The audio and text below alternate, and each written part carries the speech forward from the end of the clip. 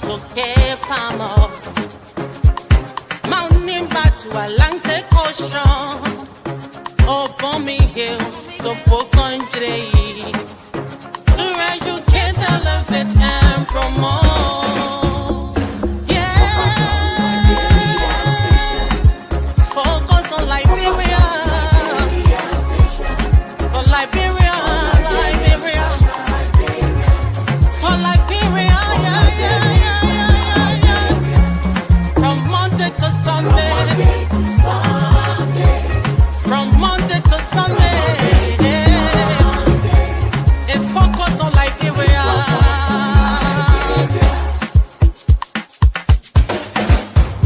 Talk about home affairs.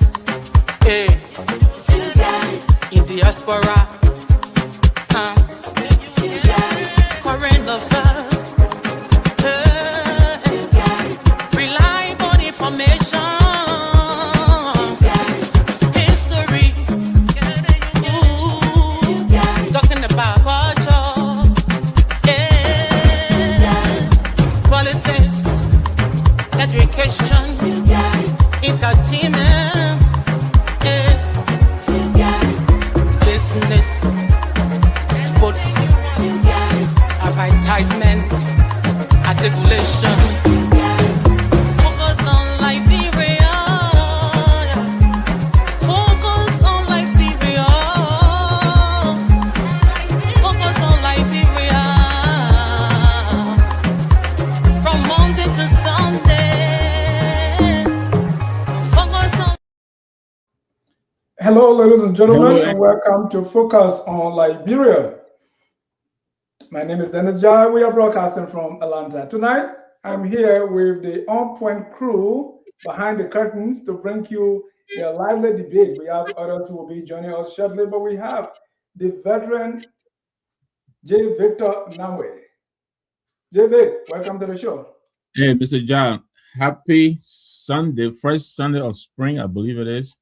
Good afternoon from where I stayed, and good afternoon to our audience as well. Thanks for joining us. Share the show, invite your friend, and also remind my colleagues they're late for the show. Tell them to come on, but we're here. It's good to be here with you.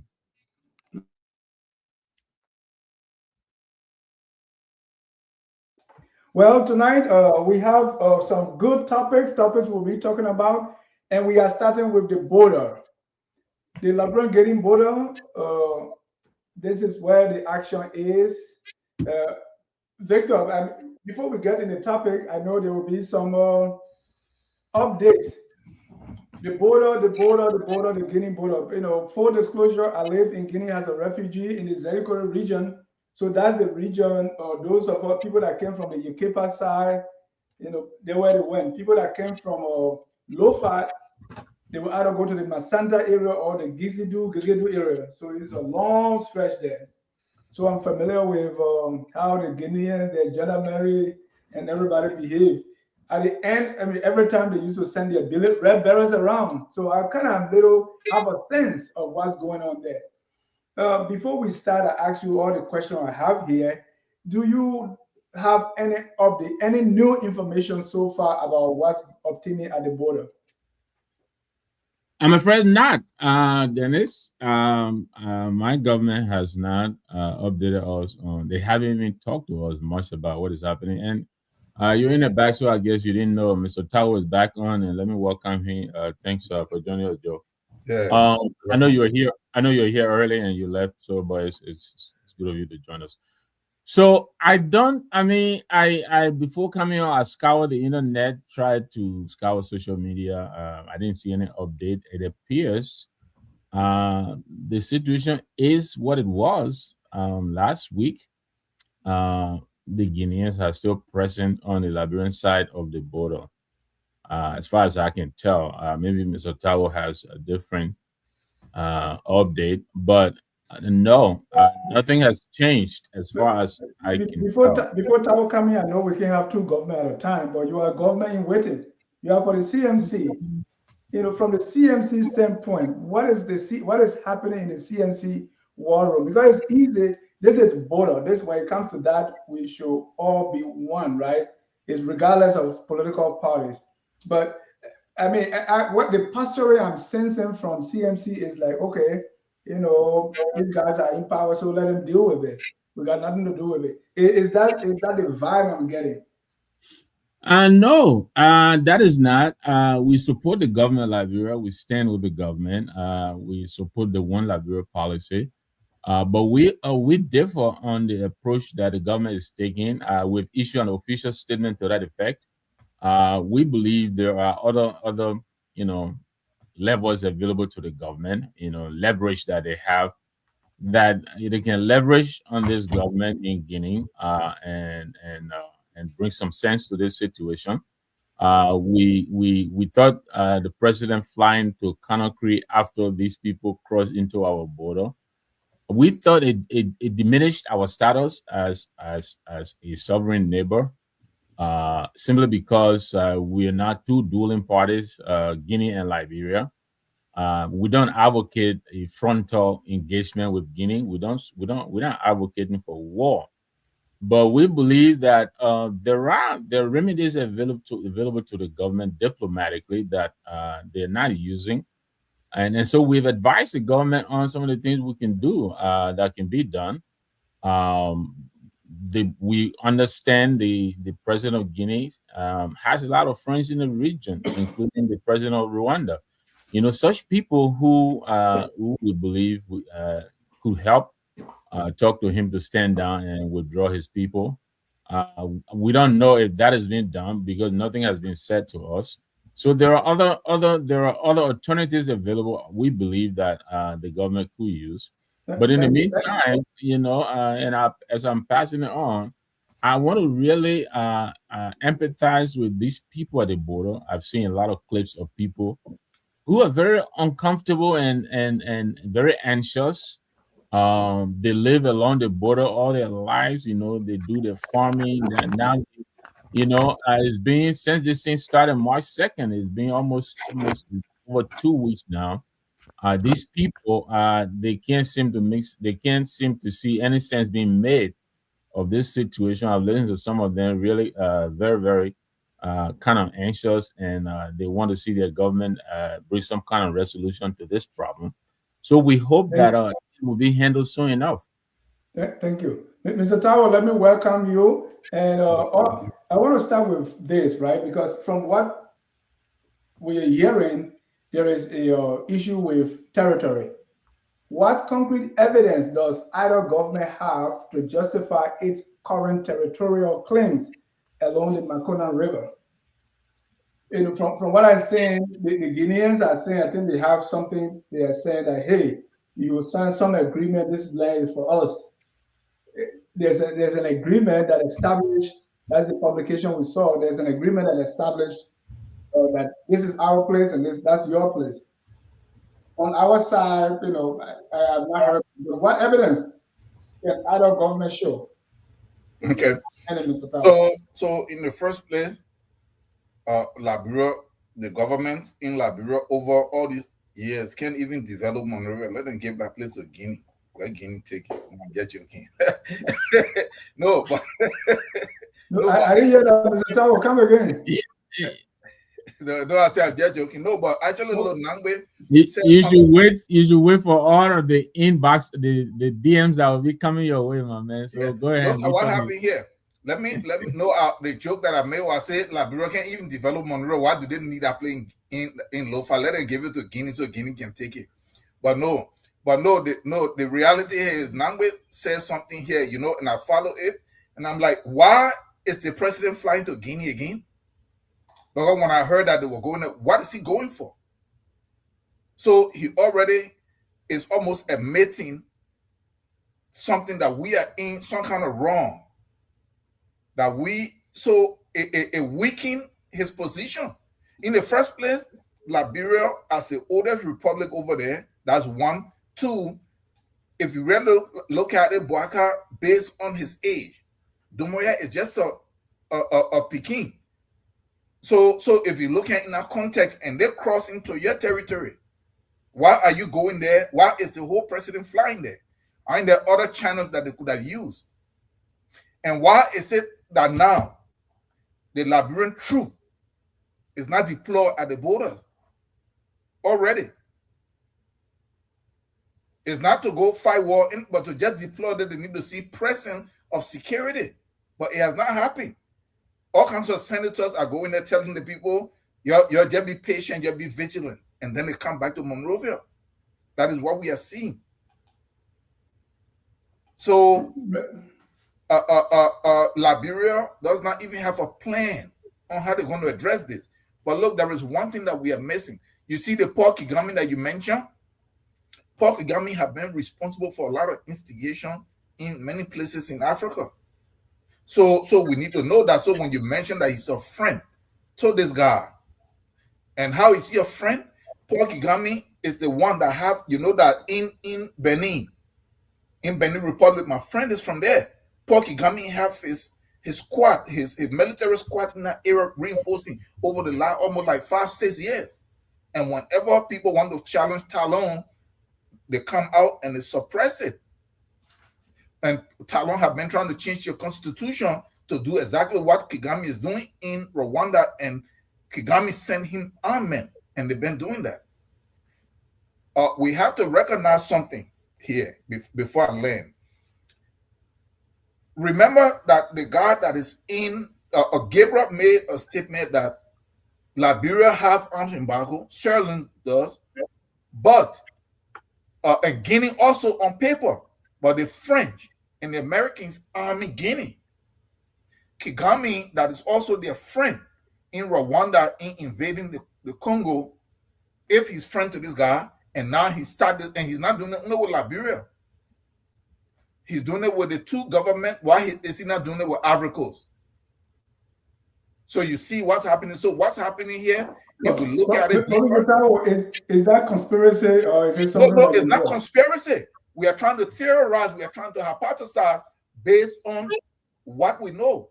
Yeah, you are saying since they did it in Uganda, they have to do it in Liberia. No. I don't want to have a false equivalence. No. I'm trying to say, okay, what will actually prompt this government in Guinea to start doing this at this time? That is and it's based on that I'm drawing this. Remember, Paul Kagame in Rwanda. This is how it started, with his support from the Americans and the French. They started encroaching to DRC Congo, and they started to do this stuff, and it destabilized in that place. If the same guys are friends and they're supported by the same people, then one day, because we never ever had this problem before, from the Sekou Touré time to the Shaka Stephen time to all these but still, I mean, that's what I hear. That's not a reason. You know, since we never had this problem before, and now we're having it, so it got to be Boakai or it got to be this person. No. In the absence of any evidence, we can't point any finger. No. Okay, look at what happened here. If there are some scrimmages, it could happen here, but we never had this to where they're crossing in. I agree. Actually raising the flag. So this that we are looking at might be bigger than this. There could be some outside influence in this, encouraging Dumoya to do this, to create tension in the region. Remember, maybe maybe people are not paying attention, but there was a statement that was made when the West lost the Sahel region, or at least they said if we lose the Sahel, we'll take the coast of West Africa. And they've been positioning. And if they brought this government to power, we have to recognize these things. All of a sudden, the government is not harassing its neighbors, and nobody say anything. They arming that government, and Liberia have armed embargo, Sierra Leone have armed embargo. So we have to look at this from a broader context. Whether it's not about conspiracy theory, but we have to see what could be the motivating factor behind this. And that is what we're trying to understand, because Guineans and Liberians, we are all the same people. There have never been any kind of major border conflict along that area. Then one day they wake up, and this is what's happening. So I don't want us to have the same Congo kind of stuff happening in that region to destabilize it. Victor, are we live? Yeah. Victor, if we, I want your comment on, I was accusing Tao for false equivalence. Because what I keep hearing is this has never happened, right? But Mm. if our border is this porous, because we don't have military at our border the way Guinea does. So I don't know even if we have all the facts to say this has not happened. Maybe it has not happened where we know. It could be happening somewhere. And people are trying to say, well, since it has not happened before, and now it's happening on a Joseph Boakai, he's from Foya, and this place is at Foya, Boakai should be responsible. Or as Tawo is saying, this has not happened, and since Paul Kagame and America, they are friendly, they did this in In the DRC Uganda. Congo, they're doing it now. Right. And they also might be doing it in Liberia. I want us to get some facts straight. What do you think? You mean the encroachment? Is Yeah, that the what I'm? encroachment. He's Yes. saying there could be an invisible hand behind it, and he's pointing at France, America, and Rwanda. Right. Yeah, I mean, I don't know that it has not happened before. May not have happened in recent times, but research tells us that about 40% of our territory has been lost to encroachment. Back in the 1800s, all the way to the early 1900s, Sierra Leone was given a piece of that by Britain. Ivory Coast was given a piece of our territory by France. Guinea also has a piece of our territory. So basically, what is Liberia from 1827 is only 60% of what we had. So this has happened to us before, but like I said, not necessarily in recent times. We haven't seen this happening. I don't believe we can even point to any recent incident on the continent, on the entire continent. And I really want to understand if, in fact, this is really encroachment, territorial encroachment. I have doubts. And what is the genesis? What is the basis of my doubt? Because of the historicity of this particular standoff, right? And let's put into context. On March 2nd, before these people crossed into Liberia, we know that the Minister of Internal Affairs went into Guinea to go and retrieve certain equipment that was seized by the Guineans, which was being used on the Makona River by Liberians. Now, the question is, who owns the river? Well, this river is a dividing line between the two countries, and therefore the two countries own it equally, right? There's something in chemistry, we call, valence sharing. If you share two electrons, the two entities believe each of them believe they own it individually. And so when you have to utilize it, international law demands that there has to be an agreement, a consultation. I don't think we did that. So the equipment was seized. They didn't cross over. They took the equipment, which to my understanding was indicating to us, you guys need to cease and desist. So they took the equipment, and then Minister Yomane went to Guinea to retrieve the equipment. He did not, suggesting that a demand was made. The president followed. And when he came back, they reassured us that things were well. But right upon his return the following day, they actually increased their presence at the border. So I doubt whether this is anything to do with territorial. But it's clear, Victor, that Guineans actually crossed the river and planted their flag. They said, did. this is our land. So what I'm hearing from people there, they said, well, there was a document signed. I've not been able to lay hands on that document, but there's a document signed that establishes that the Makona River is in Guinea and the border is this far, right? But we have not been, Guinea are saying they have not been able to take it because, it's like you have something, but you don't take it because the time has not come. But what Liberia signed, now they are taking the land because it's theirs, and they are able to produce documents to that effect. But a document signed, I think 1865, I've got it, but I'm going to look through and see whether that's true. Yeah, I'm afraid I'm unaware of the existence of such a document. I'll be glad and later what we look at too is the citizens that are there, because the Cameroon's people went there and said, they are saying this is our land, but the government, nobody is here. So right. so there's actual land dispute there because the Guinean cross were planted their flag. But up Yeah, to now, I mean, yeah, yeah, it they is say this is our land, it's for us, so they raise the flag. right. That has nothing to do with or little to do with the machine that it seized. So it's like, okay, this land is for us, this entire river is for us. You are mining inside, so we're going to stop you. And in fact, we're going to claim it. So they brought soldier and took the place. And citizens in that, I listened to an interview, they are saying, hey, the government is still not here.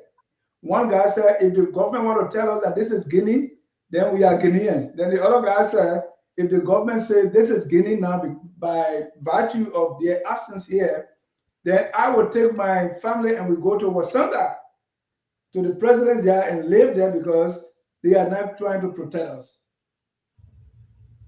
He used Yeah, to say silent means consent.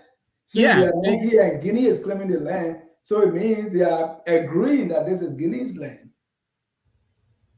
yeah. I don't know, and I will pass it on to Mr. Tao. I don't want to monopolize, but I don't know, Dennis, whether that is equivalent to submitting or surrendering the land. I mean, there are lots of other border crossings that there is no government presence. I mean, I'm from the southeast.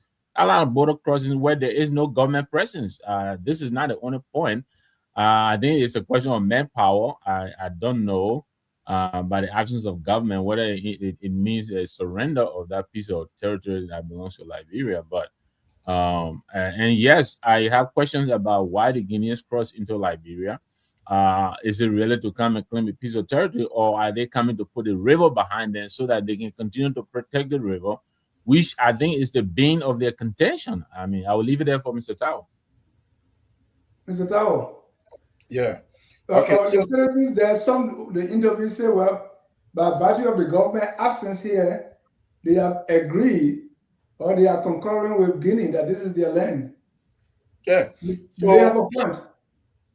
Yeah, they might have a point, but before I address, let me just go back a little bit. When we say it has never happened, there was nobody in that area in the last 50, 60 years that said anything like this. There was no story of it. So it is based on that we are speaking and say that this is the first time that it happened in recent time. What happened in the 1600s, it happened and it's written and we know it. How they took the Galena territory, that was a palm area that was very wealthy, that our people, the Golas and other people in the Valley were farming and making a lot of money trading with the Portuguese, and the British came in with their arms and they took it and they added it to the territory that is not Sierra Leone, and stuff like that. So that is written. So it has never happened in recent time that is recorded. Why is it happening now? And I was trying to look for the river. If they are claiming that this river here belongs to them, because yes, this territorial dispute, this is not just about them disputing. Actually, territorial claim, they're laying claim. It's not even dispute anymore. It's actually not a claim. They're seizing it.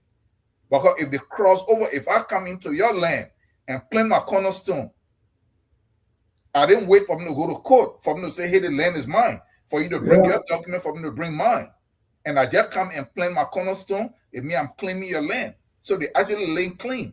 The question is, if they're laying claim to this river, how long is the river? Because if the river is supposed to be the dividing line, they can't just come and say they claim right here, but then the other part of the river is yours. They will start claiming the whole area, the length of that river. So what you see starting here is major. And Nangbe is right. If by now the government have not gone there, no present. I thought, because when I saw it the first day, it is not the civilians that's supposed to be over there. That very first day, they're supposed to have dispatched security forces to be present, even if the security don't make direct engagement, but just the fact that they're present. So what happened if the Guineans started to just go in and start massacring the Liberians? Where is their protection? So the government failed. So Nangbe is right. And then the president leave and travel to Guinea, and they come back, and you're mentioning a document. They did not mention anything I read his long speech that really didn't say much. You posted the speech, Dennis. As I read through it, the speech doesn't say much. It don't really address anything. No, the speech they didn't mention the boy who the person who was shot. But I put a link in on the place there. We can do you see the link? So I try to share. I don't know if I'm I able see to, the link here. yeah. Yes. So you see that document? Let's read it together. They say, this document is the property of the British government, January 1895. So our viewers, you can click on the link and read the document for yourself, and let's see what it says. The undersigned, Mr. Hanotu, Minister Plenipotentiary, Director of Commercial Affairs and of Consulate at the Ministry of Foreign Affairs of the French Republic, and this other person, Chief of Division at the Undersecretary State of the Colonies of the French Republic, and the Baron Missioner of the Liberian Republic, saying Minister President of the Republic of Liberia in Belgium, Commissioner of the Liberian Republic to the government of the French Republic, and all that, right? So they try to say Article 1.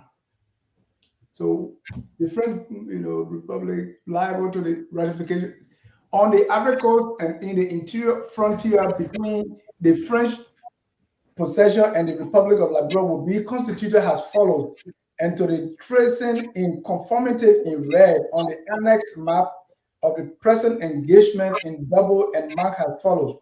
1.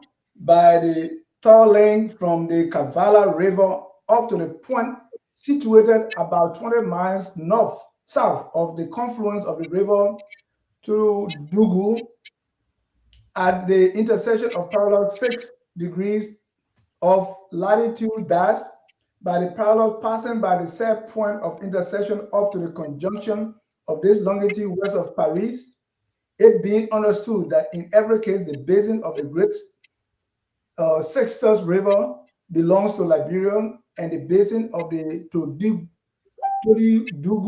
Bay belongs to France.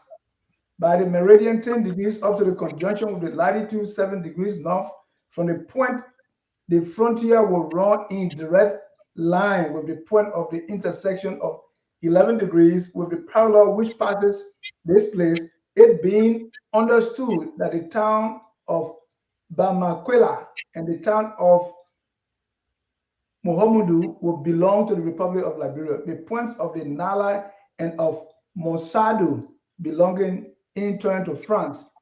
The frontier would then run on towards the west in following the same parallel until its conjunction with the 13 degrees of latitude west of Paris with the Franco-English frontier of Sierra Leone. This tracing will in all case assure to France the entire basin of Niger and its affluents.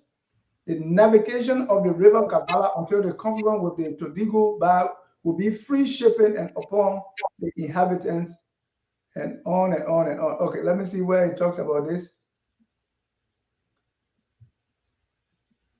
The government of Liberia has in the past will facilitate the measure of its means the free engagement of laborers on the Liberian coast and all that. So you can read more. That's one of the documents people are pointing at. So you can read more for yourself and kind of make sense of it. And the link is there, so you can read further. But that document is from the British side. Yeah, but Dennis, let me just say something. You know what is really sad is that we all know that the way in which these things were done. Let's just say that the river, the Guineans lay claim to it. Now they decide that they're going to go through some document. The real issue here is that when there is a shifting world order, when there is all of this going on, and West Africa, even in their weakness, are trying for them to come up with ways to form alliances and formulate some kind of unity amongst them, trying to come up with this common currency, trying to come up with a common market and all of this stuff. And here, this stuff that is not even necessary is coming in to create destabilization or to create tension. No, it's really sad. And we have to then say, but why? Because I don't know if you're following, or if I think you guys are following because I've seen it on there where the West African group are trying to come up with a payment system that will allow everybody currency to float freely on there. That the central banks are supposed to work together to have established rates of the various currencies. Where if you're in Guinea, you can buy something in Liberia. If you're in Liberia, you can buy something in Guinea. It seems like mobile money is a digital payment system. The guys in Southern Africa, they already have this set up. The guys in Eastern Africa, they're working on this. The Europeans just put this together because the world system is coming apart and everybody trying to protect their region to some extent. I thought that it is something like this, at least, that we're supposed to be working on, instead of a piece of land with some river that we never probably going to even use or do anything with, but trying to displace people off of there. So I don't know, when the president went to Guinea, what did they really discuss? And that's the thing, if we know, because what we are hearing also from the Guinea side is this guy is military guy who came to power. Now he tries to take off the military uniform. I mean, if you are serious for reform, you will remain a military guy and restructure things and move on. But now he's tired wearing army uniform, so he changed the clothes to civilian clothes, right? And what did he do? The election, he drove everybody and had his token candidates. Candidates, just like 1985 when Bikers, Murphy, Sawyer, LPP, UP, they were all banned. And we say, okay, let's get somebody who we think we can beat. So that's what from what I learned from Guinea, that's what he has done. So that area of Gegedu area that have the Gizi people, he wants to win favor with them because he's losing people. So in order to do that, he wants to pretend that he's fighting for them, he's giving them land, because this is completely unnecessary. But Dennis, let's try to make this make sense, right? The research is indicating that this river has been in dispute since the 1907 or so, right? I think the Guineans are claiming that they're claiming the entirety of this river. Liberia's argument is that it's a shared, boundary between the two countries. So, do you really think it makes sense, of all the rivers in the country, the one river that is in dispute is the one river that we decided to go and mine in? I mean, no, that mining has been going on for years. Another thing I learned was the mining has been going on for years, right? So what happened is the people because the people been living there, they are cousins on the other side, on both sides. So they've been doing things is like, and that's why sometimes informal agreements, or because this is how we've been doing it, but there is no document backing that. That's what happens, right? So they've been mining sand, but they've been using old machines. Now there is this new company that came with sophisticated machines. So when they were mining the sand, things were different. They say it will actually filter the sand and the fine sand. So the Guinean was suspicious. So what they normally do is, by the time they go to mine sand, what they will do is, go on the other side and talk to them, hey, with mine sand, and then give them whatever little thing. That's what they've been doing. Right. This time now, the machines they are using so sophisticated, so the guys were suspicious. Right. These guys are taking something more than just sand. And so, that was the point I was making, that this dispute obviously predates the current government of President Bouakai. So I can't put it on him. But notwithstanding now that the issue is at hand, right? I would think that the first thing to do is to acknowledge, and maybe the president did when he went to Guinea. We don't know the details of their conversation. We don't know the talks. But the way I see it, if this river is in dispute, never mind that we may have been mining it before. I think our government should, act and let our people know that this river is off limits. I don't think we should be mining that river. I mean, there are several other rivers that we could mine. I understand people have been living there. The river is probably a way of life for people, But if the river is in dispute, I think Liberia has acknowledged the dispute. Guinea is claiming the entire river. Liberia is saying no. We both own this river. To me, that suggests that this river has been in dispute. Then I think we shouldn't be mining there. Now, how do we deal with this? I believe and I hope this is what the president went to do in Guinea. But obviously, whatever he went to do, I don't think it sufficed. I don't think it equaled the expectation from the Guineans. Otherwise, I think they would have probably pulled back from the border. But yeah, I think our government needs to then let our people, because I didn't know of this document. I was just looking over some other stuff. Apparently, this river has been in dispute for quite a while, and I think our government is aware of it. And so, the fact that we're even mining in that river, to me, I think we have been poking at the Guineans for a long time. I mean, this is what it's looking like to me. And like you said, people have been mining. They go and tell the people, oh, we're here. This is what we're doing. I think that's a character matter. People decide to be nice to each other, but those are the people who are on at the border. But excuse me, Jerome is calling me. Mr. Tao, let me take this call. Mr. Tao, I want you to weigh into that. And then Yeah. my second question would be, how prepared is Liberia diplomatically, militarily, and institutionally to prevent this dispute from escalating into a regional security crisis? Okay. So look, what Victor said. Sorry, Joe. Jerome is on. He wants to make an input. Go ahead, Jerome. Yeah, gentlemen, thank you very much for hosting this show. I'm in Jacksonville.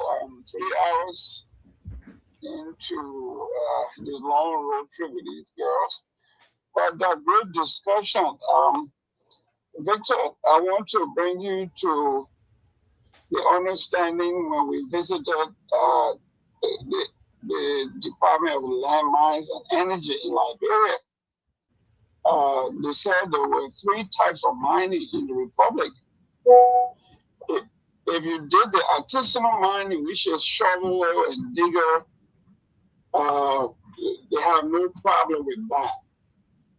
If you go to the next level, which is commercial,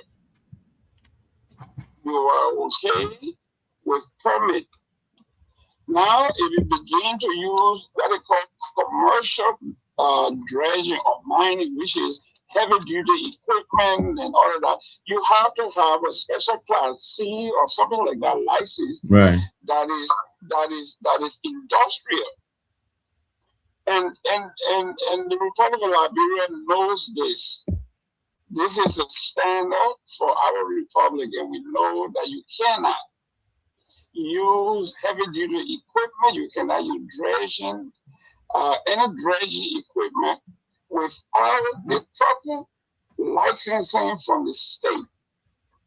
So what we saw over there is in pure violation of Liberia's own law. Right. Much less the international law. This is why the Guinean government confiscated all the equipment according to the dispatch that we read. And when Yumali and the rest of the guys went to Guinea to retrieve the equipment, they were told that the equipment had been turned over to the proper authority for investigation. That is the equivalent of their land mines and energy. Right.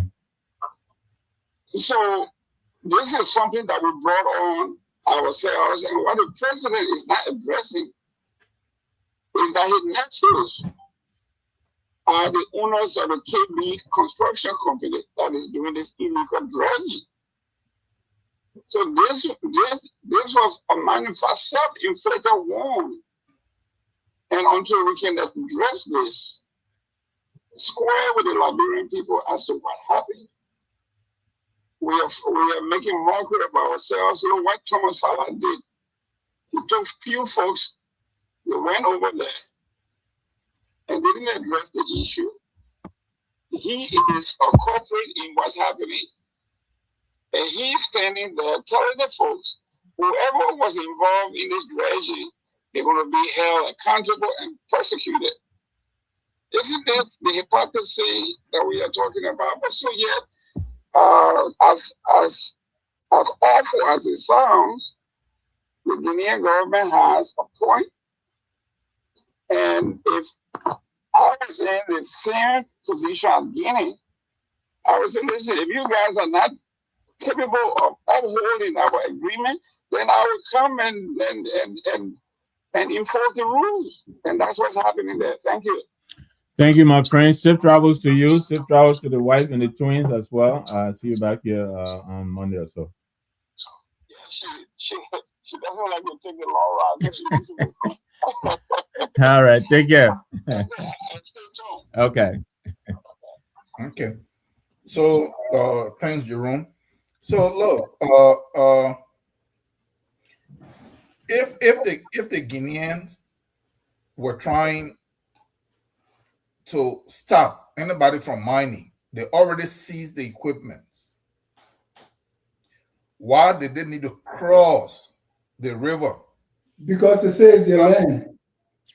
Okay, so then it's just more than just the dredging. Why the dredging aspect?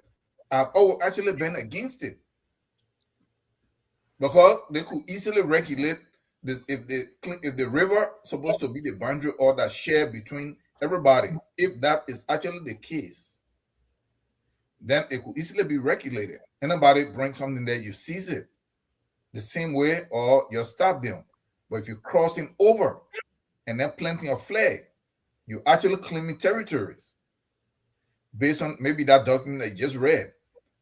But look, your question right here. No, Liberia is not prepared for anything. Liberia is not even prepared for them to even make decisions within the board of Liberia, just even at the executive level or legislature, judicial level, at any.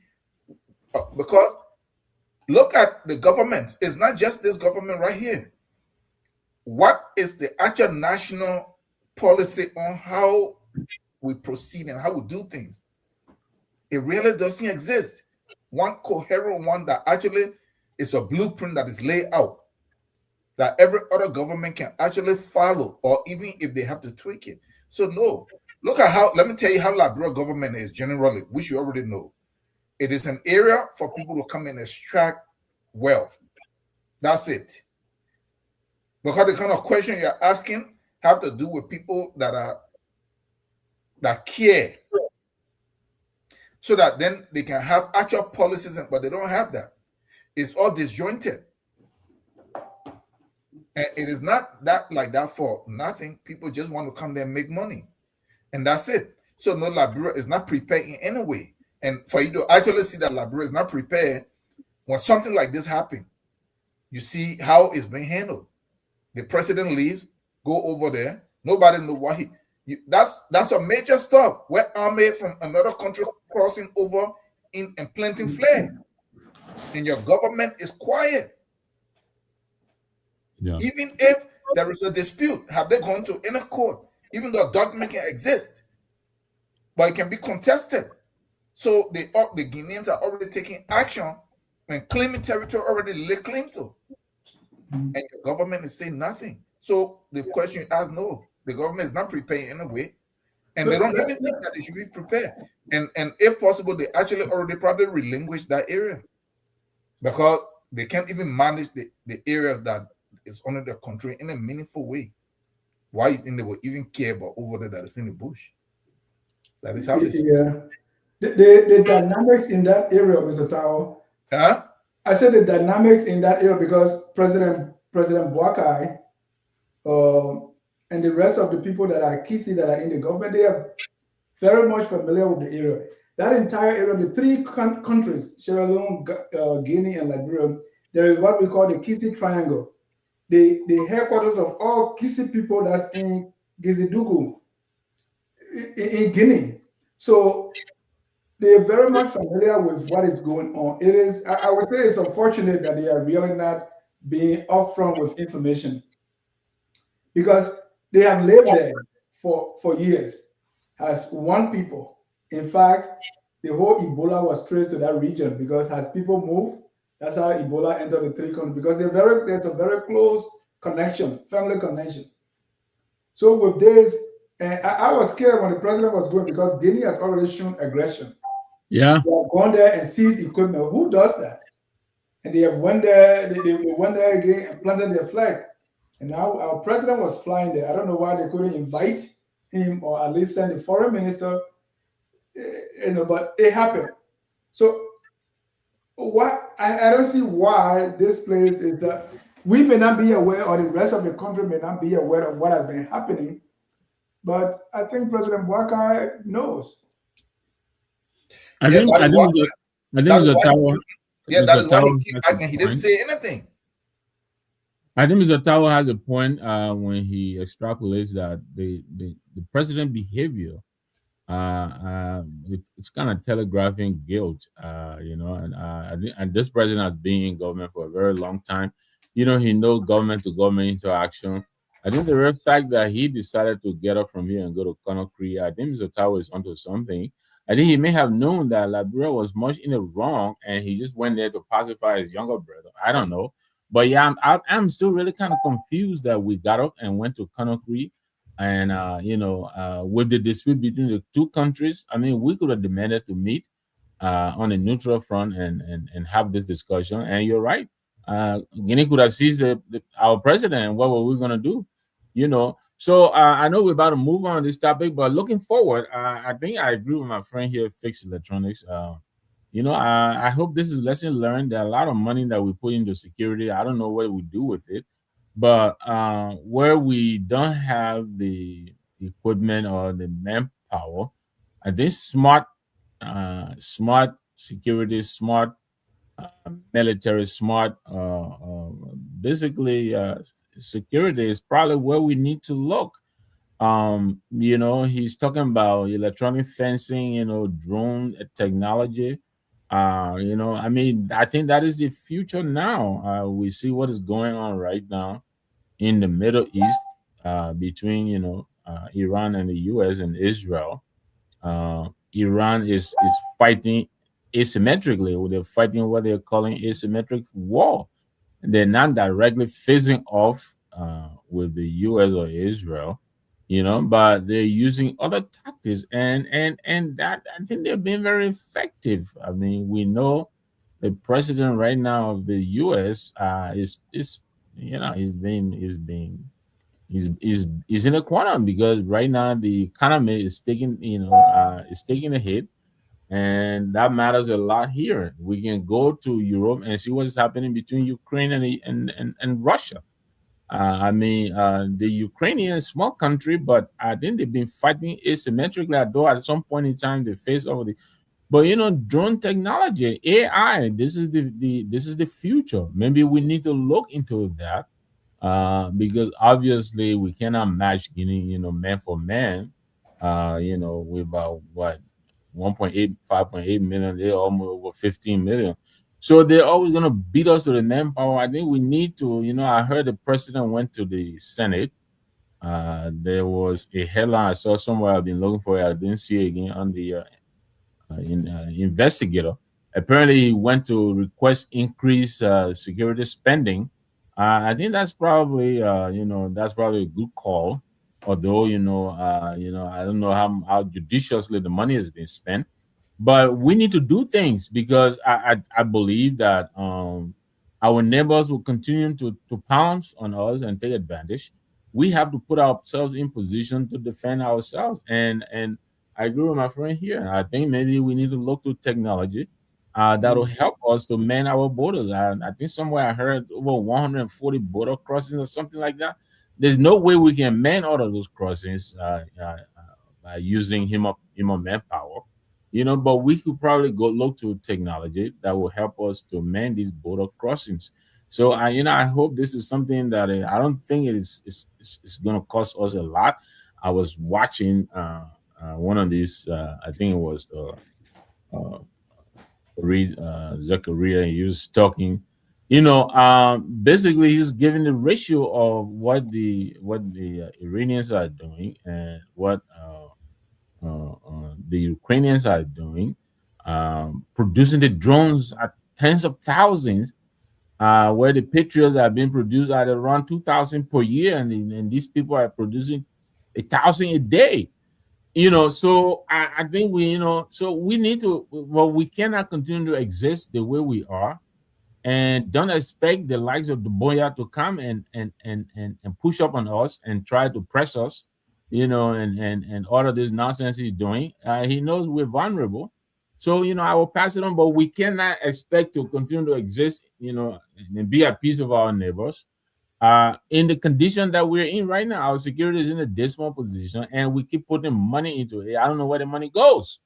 So, I hope this really is lesson learned. We're not in the 60s or 70s or 80s anymore. This is the Right. age of AI technology. And you're right. And let's look at the human condition in the area before we leave this topic. The people, right? As I said, it was unfortunate that the president did not mention or express any goodwill and prayer for the individual who was injured. No, he didn't Who even went to mention him defend at his all. country with his bare hands, and he was injured. And we've not heard even his name. He still remains at Dondo. Yeah. That is sad. But so with the people, I know some lawmakers went there and they are asking or ordering the LRRC to begin relief assistance within 48 hours. What does that tell you, Mr. Tower? We care or No, but then I just told you that they don't care. Where is the Senate? Where is the Congress when they summon people immediately? They're trying to do this one. Where is the Supreme Court? The arrest one man curse. But this is the whole thing right here. This is deeper than this. And they don't care. Look, let me tell you something. You see the senators and the representatives that go in there, they're only looking at a possible election. That is all. That is the only lens through which they look. It is not even to care beyond their term. And this is the issue. But look, I want to ask this question because I keep hearing the thing about this river that we mined it. That's what did Sierra Leone do? Was Sierra Leone mining at that border when the Guineans went there also? the Guineans also they are laying claim to that land as well. Yeah, but was there mining going on there? I don't think But so. they went there There's and- always a mineral issue in Sierra Leone. Yeah. So look at what happened here, Dennis. This what is here? I want to believe there is more to it. It's not just because they went over there and brought some machine. It's not just because there is more to this. And when the time will come where it will unfold, and if Liberia is not careful, they're going to use Guinea to destabilize that region. Maybe we don't know, but they're already positioning. The war instead that you see going on in the Middle East, you think what is going on in Sudan is not just stopping there. If you see the map that these guys have already drawn on how they want to project the Arab world deep into Africa on one end and the West on another end, and for them to tear these areas up. So if they have a God that is, we see the thing happening right there in the Congo, where they force the Congolese to then come and sign a mineral deal. We see it. So if the minerals in those areas, Guinea is not just going to come there. The Sierra Leone president went with Bouaka down. Did the Guineans come back into Sierra Leone, or did they just come back only into Liberia? We need to try to understand this thing because they encroached into Sierra Leone.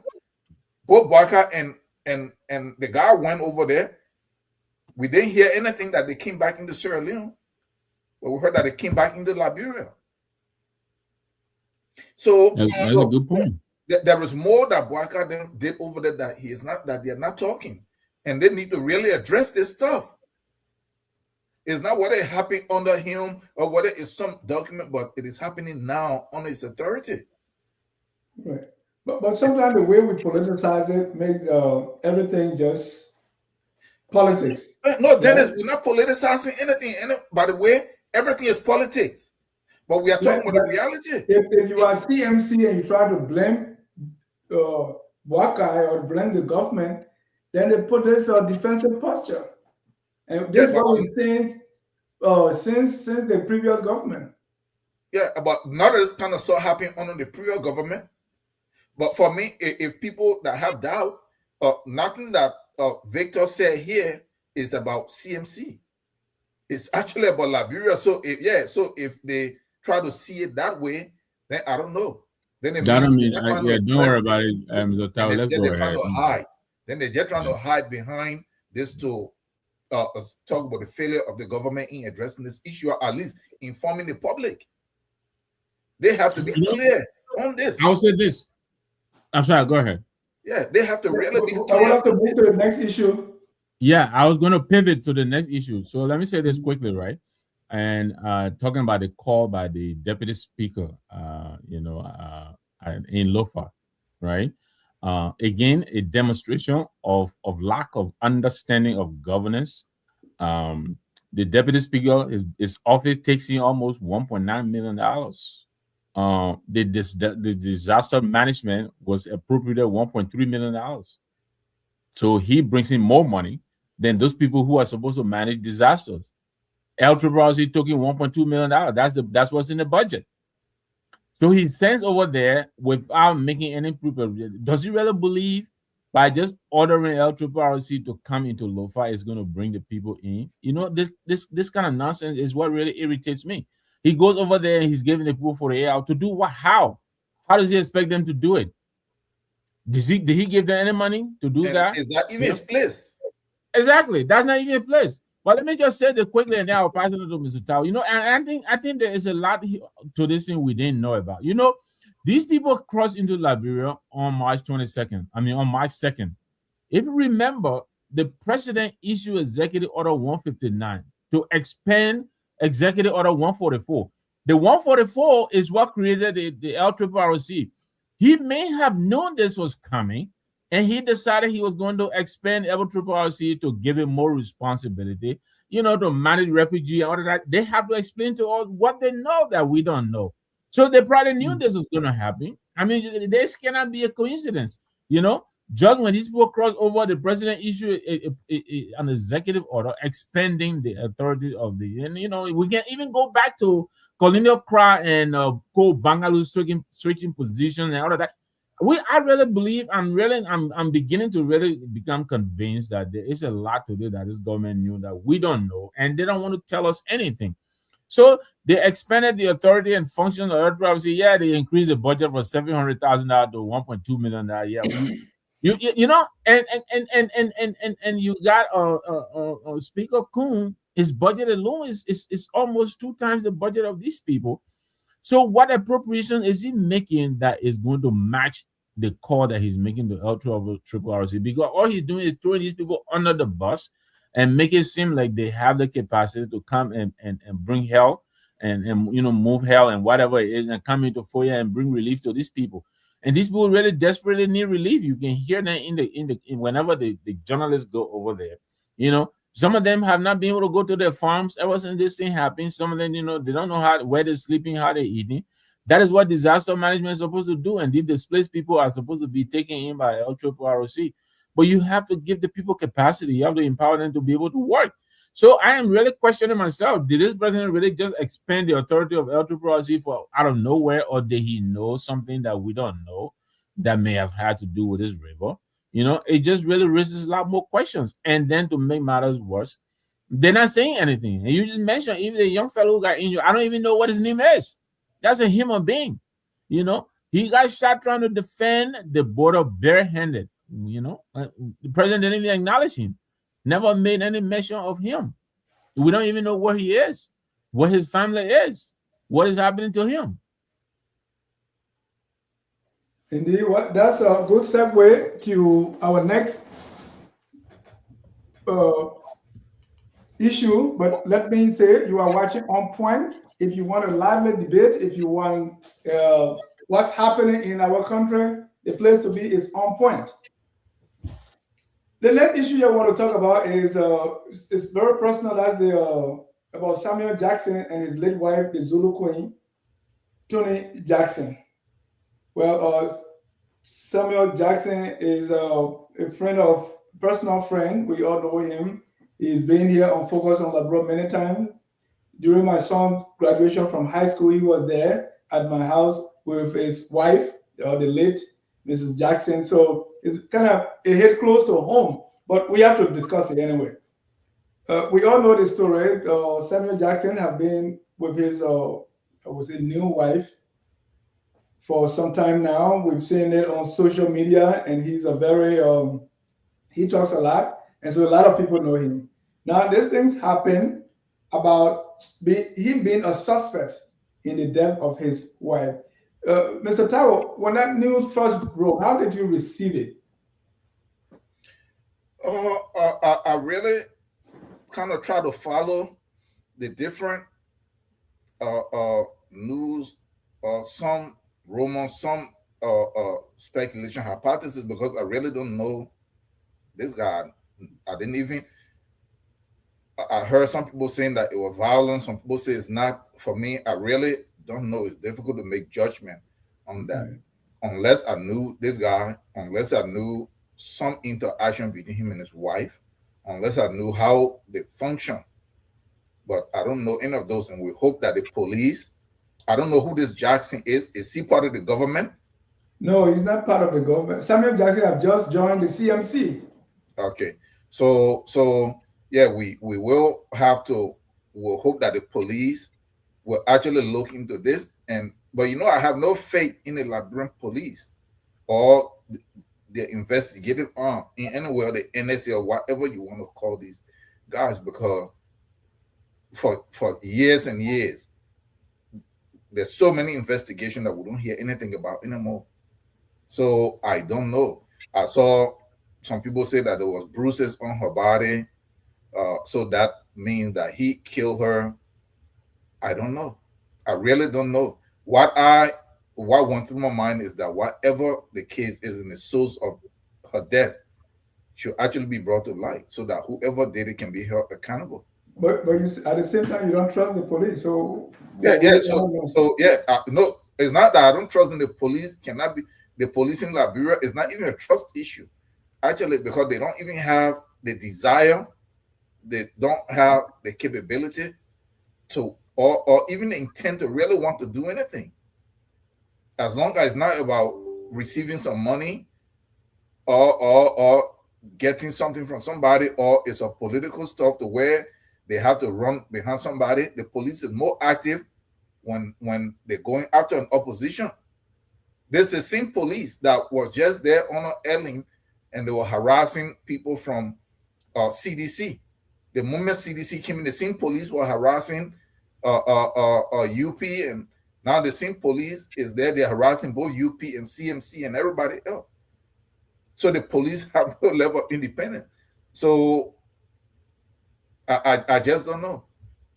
I don't trust them, and I don't really think that they will even find anything, because does the police even have the ability? They don't. Do they even know how to collect evidence in a way that they can preserve? I doubt it. They're very unprofessional, disorganized. The police is like they suffer from big man syndrome. Do you know who I am? They thumb in their chest, Gregory Coleman and stuff that I don't even think should be there. But then it's not about trusting him. You here and Mr. Nangwe is here. Many cases, from the death of those auditors to all the other stuff, they say they're investigating. What has actually become the outcome? Nothing. But they're able to arrest somebody that caused very quickly and put them in jail. Or if they're going after an opposition, the death of Gloria Scott's niece. On one group, she was arrested. I didn't follow the case for them to see what the evidence were. Barker came in because that is his ally. She was out of jail immediately. That's the police that we are talking about, or the justice system, the judiciary. So in Liberia, if anything happened to you there, like the way they used to say, everyone for themselves, God for all. That is Liberia. Is that dark? Mr. Victor Nambwe, Samuel Jackson is a member of PAL. When the coup took place and people are, he was there at the Commerce Ministry. He's been with PAL. He switched to NDPL or not NDP, NPP kind of when he was with Taylor, and then he was with the CDC back and forth. Now he's with CMC. We can all agree that he's controversial. He is controversial, and I think that is the one thing that I think is weighing against him. I know he lived here in the States, and so he probably believes that regardless of the accused attitude towards law enforcement, they will do their work professionally. But I think he's mistaken. I think his comportment, I believe, is going to weigh heavily on is even currently weighing heavily on, I think, the way he's being treated by law enforcement. Um, I think Sam will serve himself well by either modifying his tone or by keeping quiet entirely. But I think his conduct, his behavior, his utterances, I think are going to weigh on him heavily. But you're right. He was the founding chairman of the Progressive Alliance of Liberia. Later on, sprung from jail. Yeah, they were in the government. He was at the Ministry of Commerce. Yeah, right. One of the young ministers serving in government. Yeah, so he's been with the progressive community for a very long time. Yeah, he also did support the NPP, and I think briefly served with President Taylor. And he's been in and out of Liberia. Sam is bright. I think he knows his stuff. I've watched him perform. I listened to him talk about his passion for Liberia. The absence of a middle class in Liberia. I think that has been his passion. He's been pushing for that. Why I said that Liberians don't own the means of income generation in Liberia. That has been his crusade. But this incident, it has several moving parts to it. I've watched several and listened to several commentators make their input on this. I think what has been established is that, contrary to the popular belief, the lady did not die at home. I think from what I'm hearing, Mrs. Jackson, I think she actually died at the hospital, because there were these reports that Sam actually knew she had died already before. Because you remember that very day, he made an appearance with Musa Ability on OKFM that morning, around 10 o'clock or so. I've heard people say he already knew and he was just looking for an alibi, but I think it's been established that she actually did die at the hospital. I was looking up some. I'm not a pathologist, but I was looking up the way the forensic pathologists perform. And it appears they make a deep cut behind the head. And I didn't know this. And again, I'm not making any excuses. I'm not defending Samuel Jackson. The CMC has a position on this matter. I stand by that position. All involved should cooperate and let the investigation lead, wherever it may. But I was just saying that there's so much talk about the cut that is behind her head, and many people are trying their best to tie, domestic violence, Sam being a domestic violent and abuser, especially when Rufus Berry, a longtime friend to the Jacksons, wrote his expose. And so a lot of people are speculating that, Sam may have, there may have been domestic violence going on between the two of them. And that is not impossible. But I just wanted all of us to give the investigation a chance. I have listened to other theories about the bruises that were found on her. There are those who believe that Mr. Berry's account and other, things may have corroborated, the cause of the bruises. But I've also heard people say, seizures also, the bruises could be compatible with seizure disorder. So it's a lot going on, but I think we can all do ourselves, a lot of good by allowing the investigation to take its course. I believe I read yesterday the pathologist by the government, I think, has already been performed. I think the Jackson family now want to perform their own. They want to bring in an independent pathologist to perform their own autopsy. And I understand the South African government has moved a request repatriate the body home. So there's a lot going on. But the bottom line is this: I think in an instant like this, the age of the internet and social media, speculations abound. They will continue to spring up. But I think we just have to be mindful that a life has been lost here. I think this is really very important. Sam Jackson, yes. Yeah, the cut on the head, it was that done. What did you hear? Was that done by the one we saw in the picture? Was that done by, the hospital? It is my understanding that was I think they sold the place, right? So did they cut did. it or they cut? They were showing what was cut. Yeah, the date. Excuse me. Yes, they did. The sutures were putting even before the autopsy were done. I think before we learned from the police, the IG, that the autopsy has been done. But we understand that because of the fall, the cut at the back of the head was done to release, to relieve the swelling to the brain, and this has been done on several occasions. I'm aware of it. Sometimes, people receive major blow to the head and the brain begin to swell. Sometimes they open the head up for days and leave it open, to relieve the swelling. It happens all the time. I mean, I have family members who have gone through this, where they open up the head, and leave it open for a while, for the swelling to go down. I understand the hospital may have done this. And out of the investigation, I think they will show all of this because the doctors who treated the Mrs. Jackson when she was taken to the hospital, I think they will be calling. I believe the investigation will also, cover their side of the story. But again, I like to express my sympathies to the family, both the Jackson family and the Komalo family, back in South Africa and in Liberia as well. Very unfortunate. A life has left us.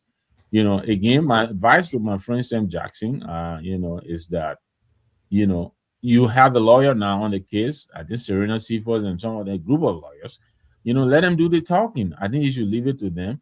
But all this hubris, all this, big mouthing, Sam Jackson, this Congo attitude, Congo people just believe that you talk everybody down, and not every Congo people, but almost all the Congo people I know. And I don't want to hear I don't want to hear no Congo person typing nothing. Congo are the most talkative. But I don't know, Mr. Tower. I don't know to what extent you follow the story on social media. I didn't follow it. I didn't follow it much. I mean, it's just too much what people are saying. It's a lot, right? But do you think what Sam Jackson is saying, those things that he's uttering, and the way he's behaving, kind of suspect any form of guilt? You want me to come, or you want Joe to go? I want Joseph to come first. So look at what happened here. The only place that I heard about the story and read about it is on FOL chat room and the newspapers in Liberia. That's it. So I have not heard Sam Jackson speak. I don't know how he's behaving. I don't know none of those. But look, this is what I would say, and maybe Victor can address that when he comes in. But this is what I would say. Before you went to Victor, he says Sam Jackson was a founding member of UP or PAL, and then he went on to PAL and UP. Then he went on to MPP briefly. Then he went on to CMC, and so controversial. I don't know the guy as a person, but that doesn't make him controversial. You have a democratic system, right, where people can choose.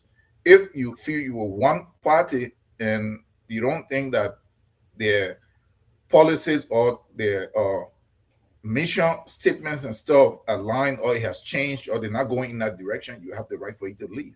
He did not leave there by the barrel of the gun. He left willingly. He didn't. There was nothing that said that he caused any problem or that he fought anybody. So because the reason that is important is if we put those kind of stuff and we put controversial behind it, it reinforces a lot of negative stuff. So no, I don't think he's controversial based on that, unless there is something else that we don't know. But look, this is the question that I would ask, because Mr. Nangwe just said here that the guy was at the radio station with Musa and his wife was at the hospital. Who brought the wife to the hospital? No, What the condition? wife was home, Huh? not the hospital. When she was at the radio station, because he said, I think he Oh, knew, okay. he knew No, that she already, he discovered her when he got home. he So he discovered was her saying, when she, she was from the taking radio care of station. her. No, when he left the radio station and got home, And he got home, then he discovered her. he discovered And her. That's when he, and that is when they brought her to the hospital. Okay, they're yes, talking about maybe if she has seizure, did she have any history of any of those? So the medical record got to be looked at. This is correct. Liberia. There are a lot of people, we live in close-knit areas, not like here in the West where people are actually really separated to a good extent. What condition the woman in the night before or that day? So all of these things will determine something, right? So if she was in really good condition, then she didn't have any health issue, at least prior, and then out of a sudden, out of nowhere, he got home and he discovered her. No, they say he's epileptic. She suffers from seizures. That's what Sam Jackson said. Yeah, And we but don't want to go into that because but Sam Jackson is not just going to say the record is going to be there. So it's not like she just started suffering that morning. So they're going to look, and those are things that maybe the investigation got to look at. Does she have any medical history where she suffers from seizure? Because yes, when people have actually hit their head, because that's one thing in Liberia, everything is concrete. So and that brings us to the police, right? Because the police has a history of contaminating evidence. Yep. Right. So I don't know how this, and the issue we brought about Sam Jackson, party hopping, is because he has created a lot of political enemies, right? He has a very loud mouth. And so when he talks, he gets people angry. Even when he was arrested, I mean, when the police went to his house, that's the time he pointed out somebody who he claimed that he and others killed that person's father. Yes. During the French Civil War, right? And so I think when you introduce him, I think when you introduce him as being controversial, I think that's what you were referring to. Okay, I didn't hear that part. I didn't want to interrupt you, Joe, but I think that's the controversiality of his, right. of his character that he was talking about. He's being very vocal against this government on some of the policies of this government. I know he and some of the government operators they've been fighting on Facebook. If you follow him, they've been trolling each other. So he's being controversial in that way. He's an activist. He's been very vocal on what he believes is wrong with the country, how most of our leaders have made the wrong call, including even former President Johnson, although he supported former President Weah, and the CDC. But as you know, he left the CDC and he came on the CMC to help the CMC. He's being a consultant. I don't believe he signed a membership form, but notwithstanding he's being associated with the CMC, I have to look, but I'm not sure if he did. So yeah, in that way, he has been very controversial in his expressions. I don't think necessarily because he's been party, hopping. I think that's the point of it. But yeah, coming back to that, I think I will reiterate. I think Sam really needs to clamp down, let his lawyers do the talking. I can understand him probably feeling overconfident because he thinks he's not guilty. I'm sure there are things he knows, like you alluded to, Mr. Tao, the medical history of the lady, of his former wife, and all of that. And I think he believes he'll be exonerated. But again, I think his utterances are antagonizing law enforcement. And, Liberia, as we know it, I think there is a very great potential for him, the way he's behaving, his conduct, to interfere with whatever the findings that the law enforcement is going to put out, and I think that's not helpful to him. So my call to him is, lay low, lay your law, leave it with your lawyers. All these clips he's putting out, and the facts will come out and all of that. Yeah, you don't have to tell us that. I think he needs to really, let the lawyers take over and do the talking. He needs to be quiet. Is he grieving? People grieve differently. There are those who say. So let me give you another update. So when the wife was passed, he put, and that's when the first time I saw it. He posted, "My wife didn't make it," and we're all sad trying to. sometime later he's on Facebook with this huge bowl of fufu and say, I have not eaten for 30 hours since my wife, death. So this is my first meal. And people kind of read into that differently. Especially being a Bassa man, you don't supposed to eat certain food when I thought somebody you were close Congo. to you. What? I thought you were Congo. He Congo Basa. No, he's bad. Oh, I know him to be Bassa. But ladies and gentlemen, if you want to Well, join the conversation, please Sam would call tell you he's a native boy. 605-313-6004. The code is 791-403 #. Let's talk. Let's talk about the border. Let's talk about Sam Jackson and anything else. Okay. You were saying something, Victor? No, I was saying Sam will tell you, he'll be first to tell you he's a native boy. And you can find he spent most of his political life in the progressive side. None of the progressives were necessarily anti-Congo, Yeah. but the progressives try to champion the cause of the dispossessed and the deprived, downtrodden. Yeah. I mean, that is I don't think in the absence of, I just did my DNA, and I have so many cousins from North Carolina, from Georgia, and Virginia. So I could be Congo. So you could be, and I don't even know. I don't even know, Dennis. All along, I knew that my parents, even great grandparents, came from the way beyond God's back in Sino County, landlocked area. But here we go. So we gotta check your ID. Anytime you can't hang out with us. Exactly. So we gotta be careful how we say Congo country. That's right. But I'll be honest, today's date, I don't believe we have any Congo again in Liberia. I mean, I don't think there's any thoroughbred Congo. I just believe we have classes in Liberia. I can tell you some of my native friends I know who are more Congo than even the Congo people that you and I knew. And then there are some Congo people who are more native than you and I knew. So I think all of that whole thing has been diluted. I don't know if there's any more like real Congo. Yeah, when they came early days, they went to duplicate the kind of life they were subjected to in the South. Where this masculine, peon attitude, chimmer buckets and all that nonsense. You get in the night, you want pee. Why don't you go and pee? You got to pee in the bucket. And somebody got to that's off topic. Let's get back to topic. Okay. All right. Yeah, I mean, going there the for entire Sam Jackson case. This is what it really taught me. I mean, there was strong animosity among people. There were people who were at each other's throat. For instance, when Rufus Berry posted that he had witnessed some form of domestic violence, that was the lady told him twice that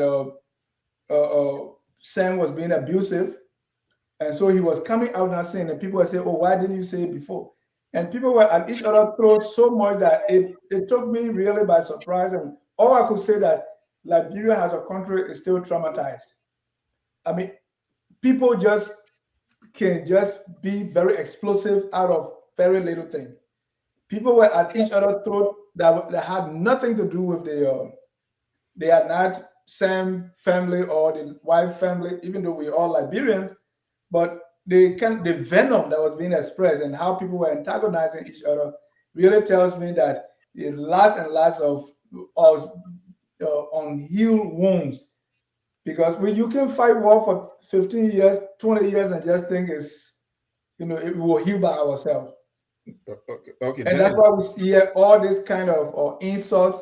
In fact, for the first time in the history of the country, somebody being sent to jail who made a profession out of insulting people. Yeah. So, but Dennis, look at what happened at the point that you made. That is true when you have war. The healing don't just take place by then just saying you go over there and give your speech. The healing comes through restitution and restoration. You have to restore and you have to resurrect things. So that has not taken place. No. If the people they became worse after this particular war, there have to be system put in place that bring them back to where they can actually start making progress. Let me tell you something. No reconciliation can happen in the midst of poverty. It's a lie. It cannot happen. People cannot come in, destabilize themselves or you, and then in the midst of that, somebody just come and say, oh, you know what, I did this, I confess, you forgive me. And that. No, you have to be able to restore things. You have to be able to create the environment where people can see hope in the future, where they can actually see their life moving in a positive way. Then that will allow them to be able to put those things behind. There will be history, but then they learn from it. But in Liberia right now, it's getting worse. Can you imagine that it was better during the war, in some instances, or when the war just ended and it was still going on to some extent, than now? So, because they keep saying that, oh, we have this peace. You have this peace, and people are worse economically, socially, and everything else. But look, the point that you made, Dennis, about people at each other's throat, that is the social media age. Everybody thinks that they have a point that should be made. And just like Mike Tyson once said, he says social media have made everybody think that they're a hero because they can sit far away and say stuff. So here in the US, we see it here. And what it does is that people get involved too much into unnecessary stuff. And when you see that was an idle population, if the population is a lot idle, that is what happened. I have been in Liberia, and there is a small accident or small misunderstanding between two people. Then it's within 10 minutes, you have almost 300-400 young people come from out of nowhere. And these are able-bodied people that could be very productive if the conditions were made for them to be doing something. You won't see them, but they're not doing anything. So social media is an escape. Getting involved in giving their view on everything they have to phone is an escape. It makes them to feel useful. And this is what we are seeing here. So, but look, it is really, really sad that we have this. There's a point that I wanted to make. Mr. Nangwe made he clarified something, and I wanted to point something out on it. He said this guy, St. Jackson guy, have been going back and forth with government officials. He's been critical of the government. If in an independent investigation, they have to look at which government officials that he's been beefing with, which security apparatus that could be connected to those people, that when he's not home, is there a possibility? We got to look at all this. Framing take place. So instead of us just running and that, but can the Liberian police do that? I doubt it. Thank you. On top of the hour at 6 o'clock EST, Evangelist Joshua Milton Bly, formerly General Butt Naked, has been talking tough on the Liberia-Guinea border. This is what he said. If Guinea rejects the peace from us, they will regret it and have a lot to lose. He said, if Guinea people don't pay attention and accept the peace, because Liberia looks small, Guinea will regret it. As the former Butt Naked, as Evangelist Joshua Milton Bly, he will be our guest at 6 o'clock Eastern Time, so he can talk about his comments. We really want to know why he thinks he should have a say-so in the national security matters, remembering his past. And also, what does he know that we don't know? And how is Guinea going to regret it? Evangelist Joshua Milton Bly will be joining us in the next show. Keep tuned. And no, I mean, I think he has a place. Every Liberian have a place. Yeah.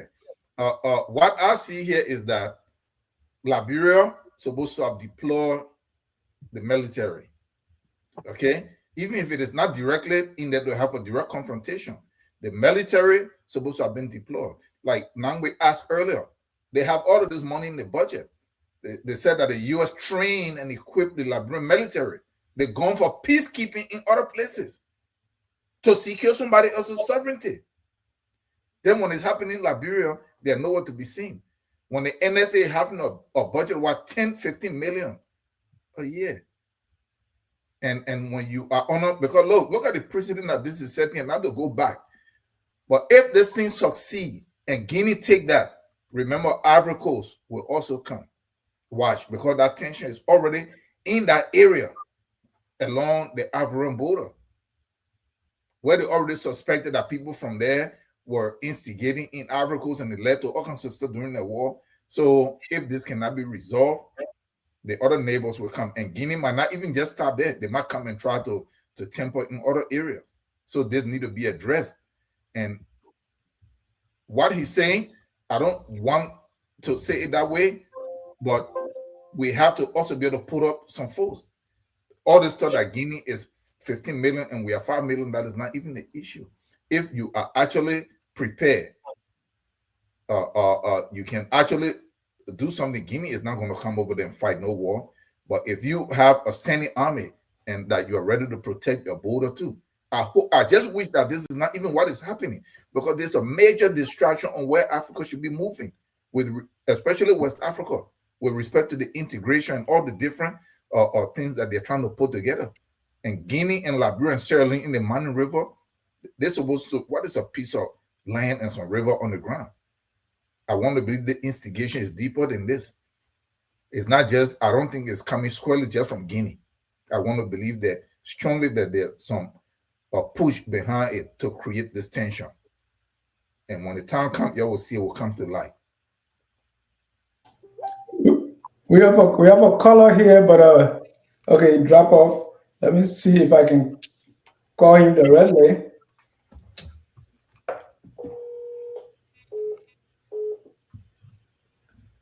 All right, Remorsas Pro. Oh, yeah, okay, yeah. All right, we'll just put you through. Go ahead, your comments. Okay, yeah, I got one comment and one question for the two segments, if I may. Yes, sir. Okay, so my first thing is because thanks to the brother there about the Samuel Jackson thing, let the law take his course. I think everybody gets been speculating, and I got a little reservation on that Rufus Berry guy. In the thing, his account, I read it. Oh, the Samuel Jackson woman came by me and took off took off her glasses. There was an extra seat. There's so much detail he knows in the plane. Recently I traveled to Liberia. I met one Liberian, we briefly spoke. I had nothing to do with him again. I just sat in my seat. But that guy, he said, oh, she took off her glasses to show me the proof. If I was on a plane with Dennis Jai White, Dennis Jai and White, I ain't got no conversation with Dennis Jai White. My thing is me and Dennis Jai. So I think it's account is too little personal. There's too much personal detail in it. So I kind of question it a little bit. But anyway, we'll let the Lord take its course. And hopefully, justice prevail. And then my question has to do with the Liberia thing, the border dispute.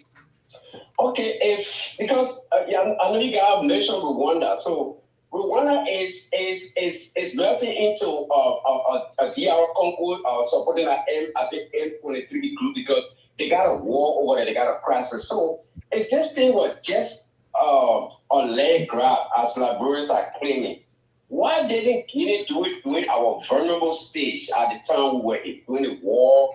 Because right now, there's war going on in Congo. That's why everybody's taking, Uganda, everybody's taking advantage. Why is it happening on this normal situation? I'm a little bit confused. Yeah, because we didn't have Dumoya. Maybe the problem is Dumoya. Okay. Maybe we have responsible leaders. We didn't have a man who took our army uniform, drove the politicians, real politicians away, and just set up his own opposition. He said he won them. Now he wearing his gown, he wearing suit. So, I think that's why. Remorsas Pro, if you are listening, let me be the first to speak to this. Remember that Paul Kagame story and Dumoya story is the same. Kagame was brought to power by the French and the Americans. The whole war that was fought, they were looking for people to arrest all in France. Kagame oversaw genocide himself. He's an armed man that led tribal stuff and ethnic cleansing. This is well documented, but he was their man. So they put him in power. But what was happening in just the same way the West against Milton Obote put Museveni in power? So these two guys, the war that constantly going into Rwanda have no real mineral. So what the West have done. Sam say you big on conspiracy. No, it's not conspiracy. This is actually the history is there. What they did was Kagame does not. Rwanda don't really have any real mineral. So what they do is that that Rwanda have mineral this time with Europe, even though they don't have any of the minerals. So they go in, they finance and they arm by the West to go into DRC Congo on the claim of border dispute, and there they mine the minerals, and then they take and sell it to the Europeans. When you saw the meeting that Trump then were having here, was to see if they can stop dealing with Rwanda in some way to deal directly with the Congolese, or by doing that to undercut Europe. So no, I'm just saying that to just say Museveni is part of that. So now, if they brought Dumoya to power over here, that out of a certain area that could be that could have mineral, that we see this happening, and Kagame is a friend to this guy, and they're already replicating that. They're doing that in Central Africa.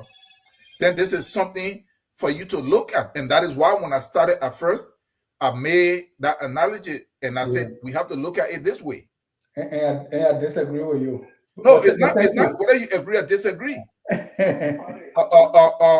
are looking at the issue. Okay, because this is not just regular border, the planted flag. Thank you, General. We not dispute in those places. We have to wrap it up. The time will come and you'll come back here and you will have to admit that my group and crew brother, I agree with you. I can show you. Are we closing? I wouldn't lie. I can say my witness fire away. When we get the father, we'll do that. But gentlemen, been a beautiful show. Let's close. Let me get your closing. Absolutely. To stay put. We'll come with the former General Butt Naked to say what he's going to do. Well, thank you very much. It's been a great show, and thank you, Joe, for coming to hang out with me. Thanks to our audience. They've been pretty interactive tonight. I don't like some of the comments, but they don't have to like me. I don't have to like them. I don't care. I say what I know. They say their part. We move on. I'll say this. I think the conflict at the border, I really honestly don't believe, given all of the indicators, I don't think it's anything to do with land grab. I think the government knows a lot. They're not telling us. And then they're not managing the situation properly as well, because they've lied to us. The president came from Guinea and lied to us through Jeremy Pierre. The release is out there. They say everything was being done to quell the situation. And what happened? The very day that release came out, the next day, they actually put a massing at our border. Not only that, they crossed into our border and put up immigration checkpoints. So most of the people right now at the border there, they are now considered Guineans. Excuse me. We're closing. You want to say something? Somebody's calling me. They want to talk something. All right, tell them we're closing. So 1 minute. Jerome, then it's Jerome. Go ahead, Jerome.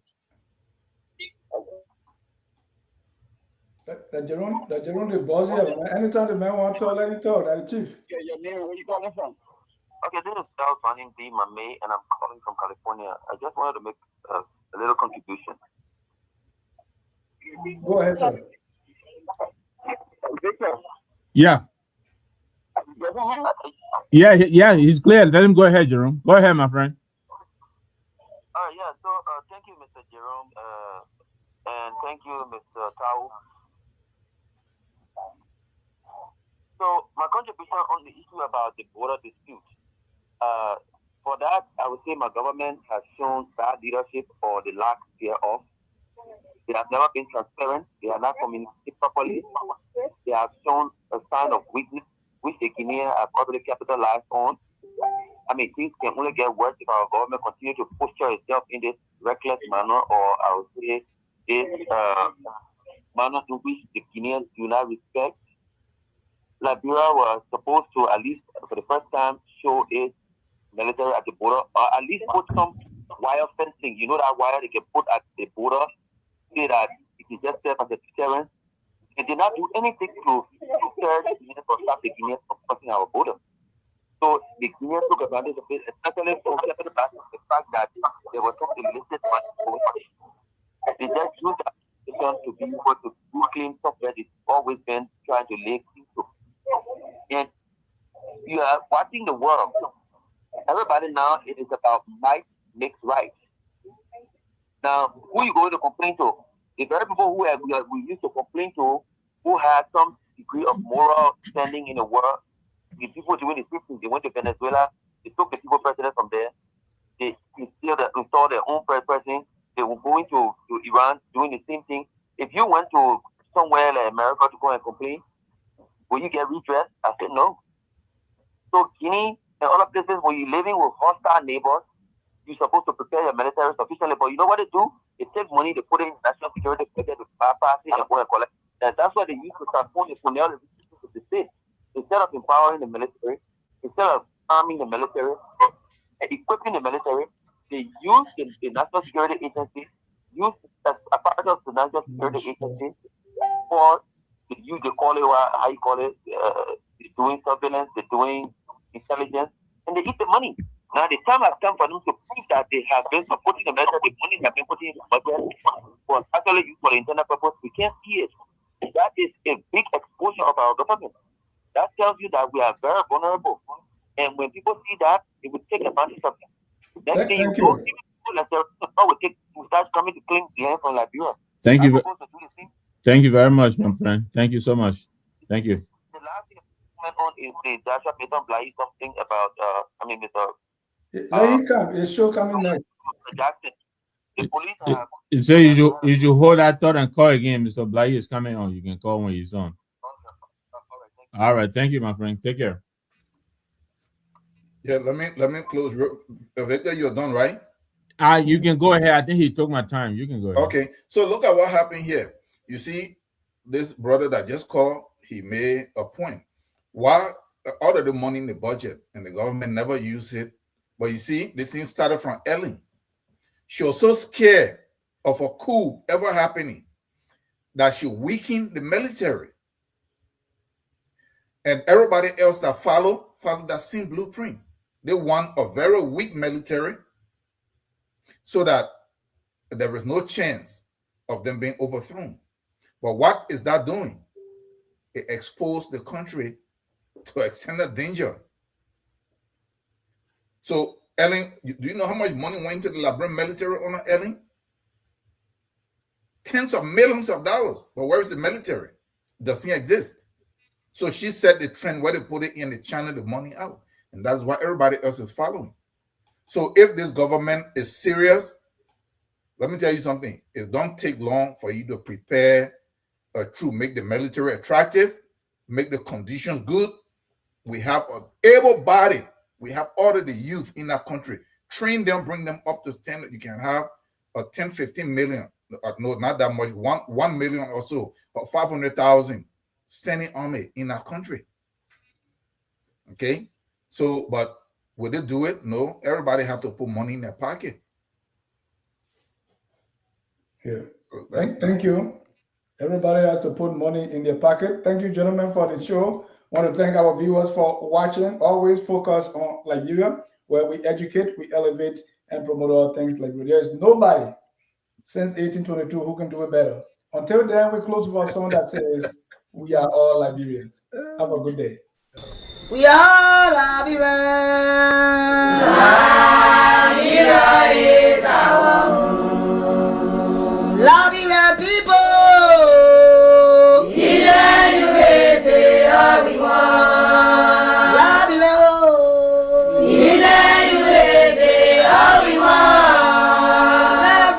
Liberia.